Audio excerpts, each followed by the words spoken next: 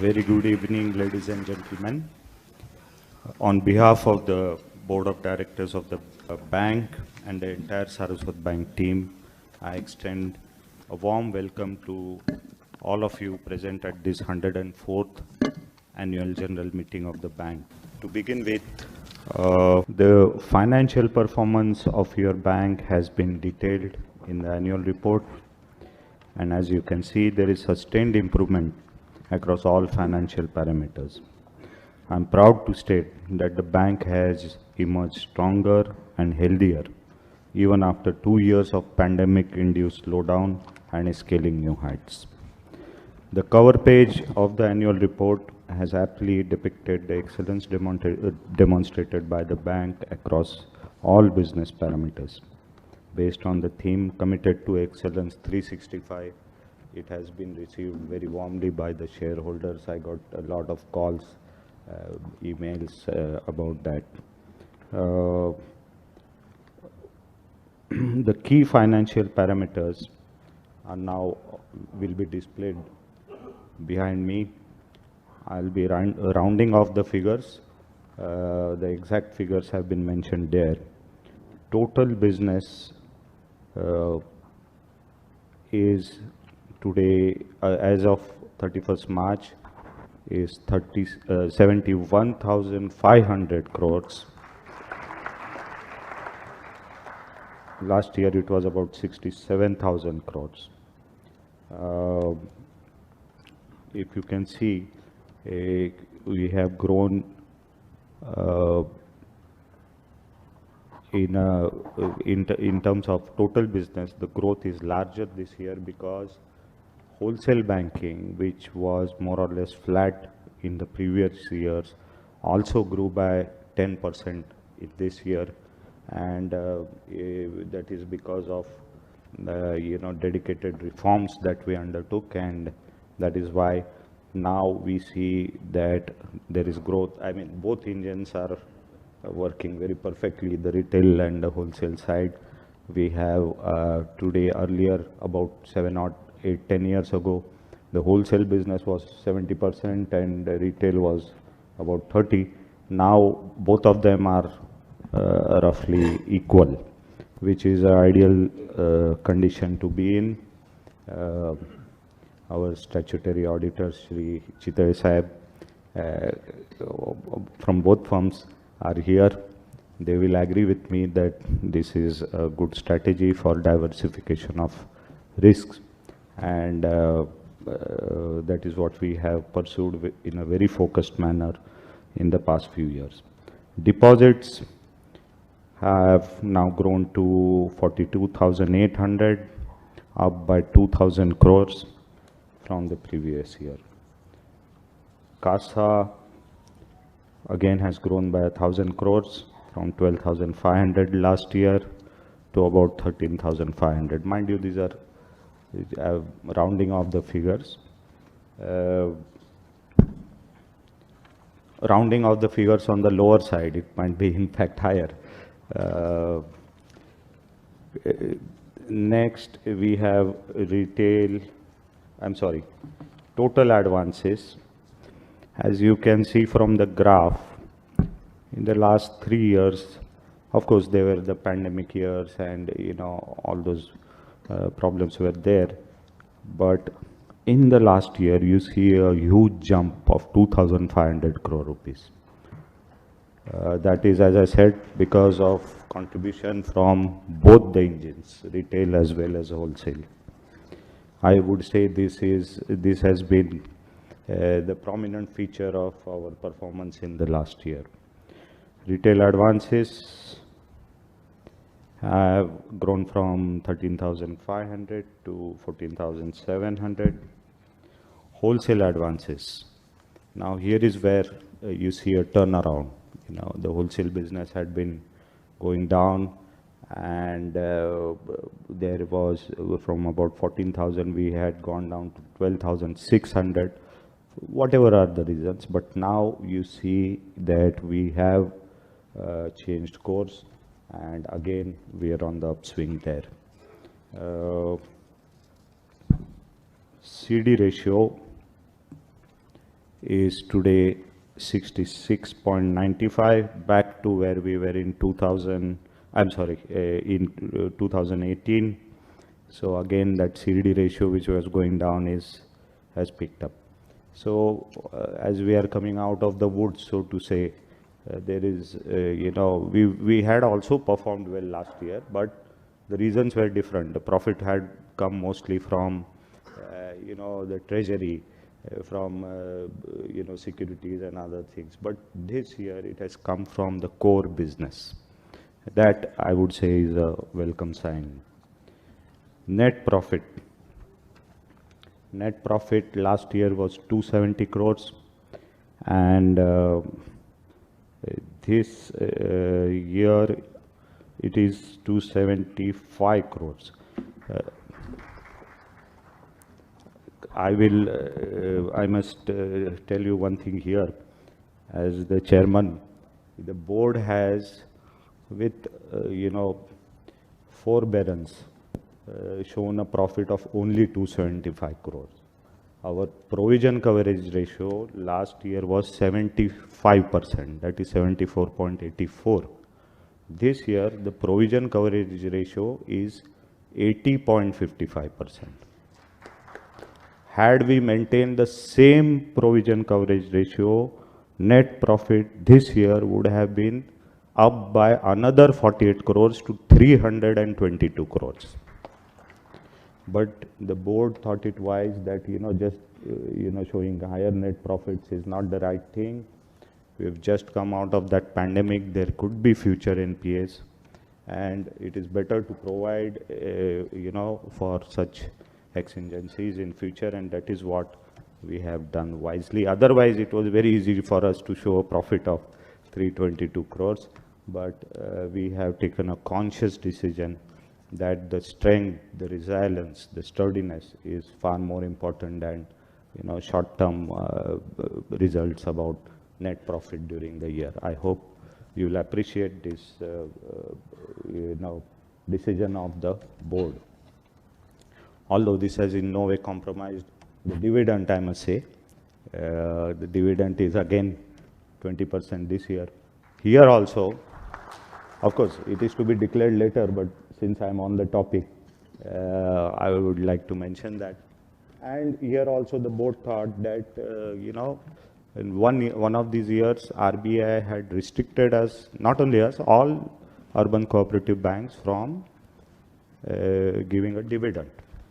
So in the last year and this year, normally we would have given a dividend of 15%, but since the shareholders have been inconvenienced by that decision, the board took a decision to once again give a dividend of 20% this year. Again, the gross NPA is down from 4.58 to 3.86. Now, this gross NPA, you really have to reduce NPAs. We have reduced them by about 100 crores. Here, provision, those things don't work. So the gross NPAs have also gone down. And next is the net NPA, as I said. From 1.4%, we are down to 0.65 because we did all those provisions during the year. I would, you see, I have given you all the facts here, none of the flavor. So I would like to tell you that these are dry figures, but there is always a story behind figures, which I must tell you. See, my good friend Shri Chintamani Nadkarni is here. He is, as you know, from NKGSB. Now, ह्या सगळ्या आपल्या बंधू संस्था आहेत in urban cooperatives, whether it is, we do not have any personal competition or, rivalry or any such thing. We are from the same, this thing. But it is important for you to understand how Saraswat Bank is growing. And that is why this point. I hope, Chintamani Sahib, you will appreciate what I am trying to say. माझं शिक्षण काही मराठीत झालेलं नाही. कधी कधी मला आमचे राठी साहेब वगैरे मराठीत काय काय गोष्टी सांगतात ते मला स्ट्राईक होत नाही. ते काळ, काम, वेग वगैरे काहीतरी बोलले होते त्या दिवशी. म्हणजे I think it is speed आणि असं काही टाईम असं काहीतरी असेल. तर आता तुम्ही लक्षात घ्या की सारस्वत बँक कशी ग्रो होते हे कळणं हे तुम्हाला गरजेचं आहे. मी सगळ्या नुसत्या फिगर्स मांडल्या तर त्याचा काही उपयोग होणार नाही, पण तुम्हाला हे समजलं पाहिजे. आता बघा 3 मोठ्या बँका कोऑपरेटिव्ह सेक्टर, आपण सारस्वत बँकचं उदाहरण घेऊ. आज आपण 283 ब्रांचेस आहेत आणि 71,500 कोटीचा आपला व्यवसाय आहे, बरोबर. आपल्या बरोबरच्या 3 बँका घ्या ज्या आपल्यासारख्याच आहेत, ते ज्यांना 100 वर्ष वगैरे झालेली आहेत, आणि ह्याही मोठ्या बँक्स आहेत. SVC घ्या, 31,680 कोटी, त्यांच्या 198 ब्रांचेस आहेत. कॉस्मॉस 28,800 कोटी, 140 ब्रांचेस. NKGSB 11,024 कोटी, बरोबर ना साहेब? तुमचं अजून पब्लिश झालेलं नाही, पण आम्ही घेतली फिगर कुठून तरी. तर ते 11,024 कोटी, 104 ब्रांचेस. मग ह्या 3 बँका SVC, कॉस्मॉस, NKGSB यांच्या तिघांच्या मिळून 442 ब्रांचेस आहेत. आणि सारस्वत बँकेच्या 283 ब्रांचेस आहेत. म्हणजे सारस्वत बँकेच्या 158 ब्रांचेस ह्या तिघांपेक्षा कमी आहेत, पण ह्या तिघांच्या टर्नओव्हर एवढाच सारस्वत बँकेचा टर्नओव्हर आहे. बघा, जसं तुम्हाला सांगितलं बंधू संस्था होता मी, असं काही नाही की we are growing at their expense. They should also, they will grow, but Saraswat bank is growing at such a fast pace. आणि नुसती अशीच तशी म्हणजे काय गाडी सुटली नुसती आत काय झालं असं नाही आहे. सगळी तारतम्य पाळून नेट NPA वगैरे तुम्ही सगळे रेशो जर बघितले. ही मी मुद्दाम तुम्हाला का सांगतोय की जसं ॲज आय टोल्ड यू की नुसते फिगर्स बघून ह्या गोष्टी कळत नाहीत. आपल्याला समजायला पाहिजे की हे आपण काय अचीव करतो आहे आणि काय चाललो आहे. फक्त स्पीड मेंटेन करावा, फक्त सेफ्टी ही महत्त्वाची. मला असं वाटतं की ह्या बोर्डाची जो दृष्टिकोन आहे तो असा की प्रगती ही झालीच पाहिजे, वेगाने सुद्धा झाली पाहिजे, but not at the cost of compromise. You understand, weather it is ते NPAs वाढले वगैरे वगैरे असं काय आपल्याला त्याच्यामध्ये करायचं नाही. आता मी तो जो पुढे आपला तुमच्याकडे सगळ्यांकडे स्पीच दिलेलाच आहे. काही गोष्टी त्याच्यातल्या इंग्लिशमध्ये वाचतो, काही गोष्टी तुम्हाला त्याच्यातून तुमच्यासमोर मांडतो. ॲज यू हॅव सीन की we have performed well, but we are operating amidst an extremely challenging business environment. जगभर सगळीच इकॉनॉमी बदलते आहे आणि ह्याचे पडसाद इकडे सुद्धा पडतायत आणि पडणार आहेत. Global economy which had just started emerging on the recovery post covid has been sharply impacted by geopolitical Ukraine वगैरे हे सगळं तुम्हाला माहितीच आहेत. सँक्शन्स वगैरे झाले, मग क्रूड ऑइलच्या प्राइसेस वाढल्या आणि सगळीकडे ग्लोबली इन्फ्लेशन हे वाढलेलं आहे. आणि जगातल्या सगळ्या सेंट्रल बँक्स, भारतातली रिझर्व्ह बँक असेल, फेडरल रिझर्व्ह अमेरिकेची कुठलीही बँक आहे, युरोपियन सेंट्रल बँक, या सगळ्यांसमोर सध्या एकच मोठा विषय आहे की how to tame this high inflation. आणि हे गेले 2-3 दशकात जगात ही परिस्थिती नव्हती. ती आता सगळ्या जगासमोर हा एक सर्वात मोठा प्रश्न हा उभा ठाकला आहे आणि त्याच्याबद्दल काय करायचं याच्याबद्दल सगळीकडे चर्चा आहे आणि त्याच्यातून काय मार्ग लवकर काही सापडतोय असं काही दिसत नाही. भारतात सुद्धा आपण जर बघितलं तर 7% इन्फ्लेशन आपण ऑलरेडी तिथपर्यंत पोचलेलो आहोत, क्रॉस केलेलं आहे. RBIची कम्फर्ट लेवल 4% अधिक 2 -2 +2 -2 म्हणजे त्याच्यात तर आपण पुढेच गेलेलो आहोत.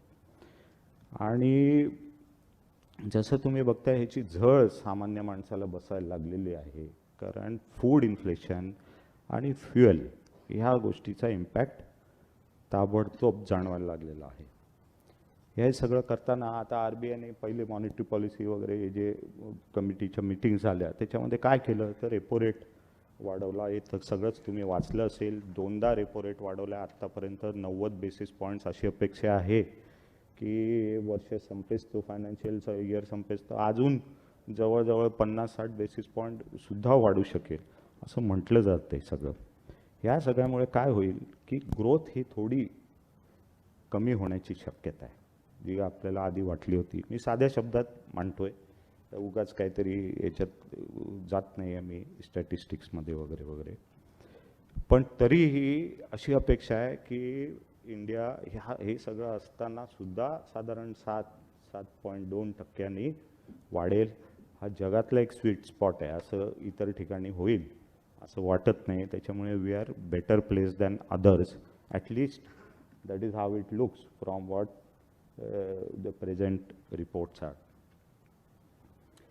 आता हे सगळं होत असताना कधी कधी काय असतं, इन्फ्लेशन हे बँकांसाठी तसं चांगलं, कारण क्रेडिटच्या नीडसुद्धा वाढतात. ज्या लोकांना जे खरेदी करायचं आहे थोडंसं त्यांच्या आवाक्याबाहेर झालं तर बँकेचं क्रेडिटसुद्धा वाढतं. आणि ओव्हरऑल तसा पिकअप आहे इकॉनॉमीमध्ये. आम्हाला सगळ्यांनाच जाणवतो आहे की तसे त्या प्रमाणात प्रपोजल्स येत आहेत. त्याच्यामुळे whether it is individuals or industry or your bank, then we are hopeful that आपल्यावरती त्याचा जर काही इम्पॅक्ट होईल तर तो तसा पॉझिटिव्हच होईल. पण हे आत्ताच्या घडीला काय सांगता येणार नाही की हे पुढे जाऊन how it is going to pan out. आत्तापुरतं हे असं पिक्चर दिसतंय. आता let me give you 2 good news which I want to share with you. गेली 5-6 वर्ष सारस्वतच काय सगळ्याच अर्बन कोऑपरेटिव्ह बँकांना नवीन ब्रांचेससाठी काही लायसन्सेस मिळत नव्हती. नुकतीच सारस्वत बँकेला आम्ही मागणी केली 25 ब्रांचेसची आणि आम्हाला 25 ब्रांच उघडायची परवानगी मिळाली.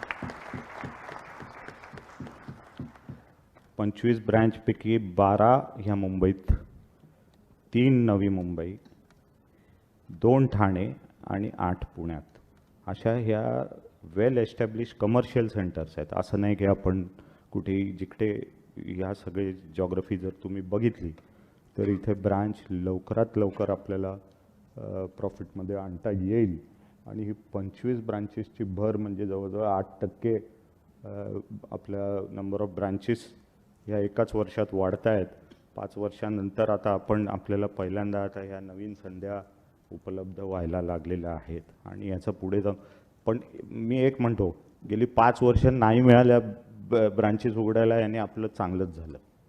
कारण आपले प्रोसेसेस, आपल्या प्रक्रिया ह्याच्याकडे कटाक्षाने लक्ष देता आलं आणि ते भक्कम सक्षम करता आले.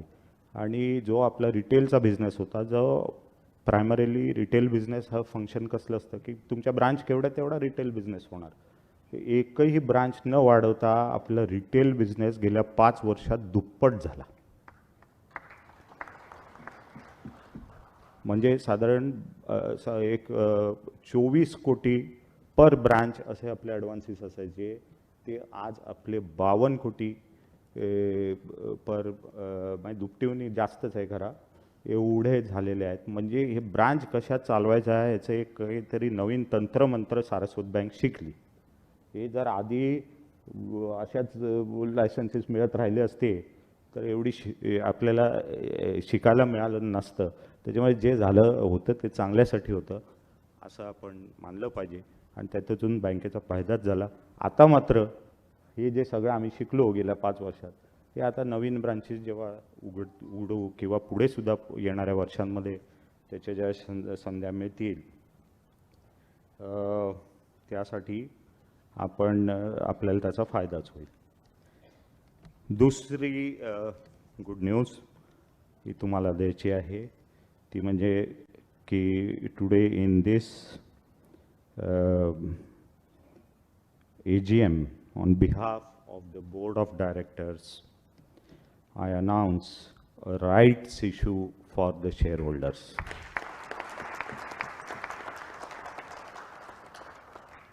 हा तुम्हाला माहिती आहे की आपली कॅपिटल ॲडिक्वसी आज 12% असते, ती 12% RBIच्या ह्याच्याप्रमाणे पाहिजे आपल्यासारख्या बँकेला, ती आज आपली 13.84% वगैरे वगैरे आहे. पण बिझनेस वाढतोय, येणाऱ्या काळात सुद्धा बिझनेस आपल्याला जो वाढणार आहे.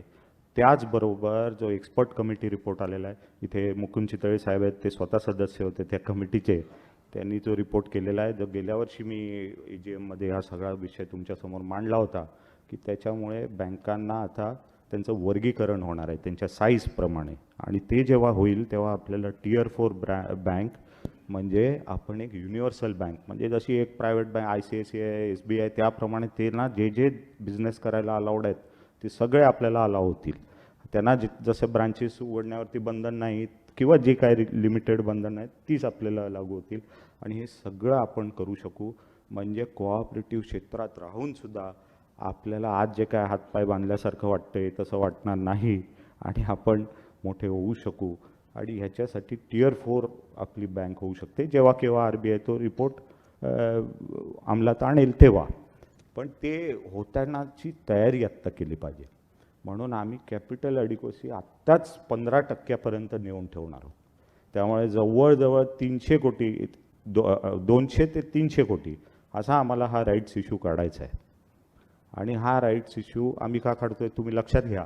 आता नवीन रूल्सप्रमाणे RBIने सगळ्यांना कोऑपरेटिव्ह बँकांना ही परमिशन दिलेली आहे की त्यांच्या एरिया ऑफ ऑपरेशन्समध्ये, म्हणजे RBIने सुद्धा दिली आहे, बँकिंग रेग्युलेशन ॲक्टमध्ये सुद्धा त्याचं हे झालेलं आहे की आपल्या एरिया ऑफ ऑपरेशनमध्ये तुम्ही कोणालाही शेअर देऊ शकतात. आणि सारस्वत बँकचं तर हसत खेळत घेतील शेअर आपलं डिव्हिडंड आणि रेकॉर्ड बघता. तर पण आम्ही ते केलेलं नाही. संचालक मंडळाने हे ठरवलेलं आहे की आपल्याबरोबर इतके वर्ष जे आपले सभासद राहिले, पहिला हक्क त्यांचा.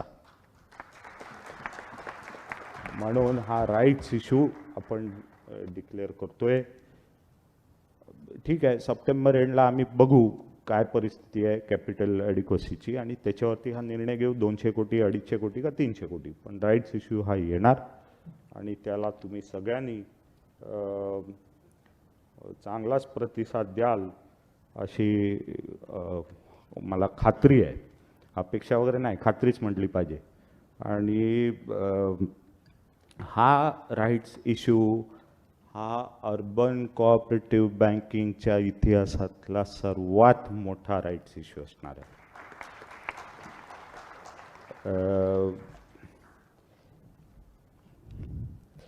So let us tread together on this path of growth, value creation and cooperation.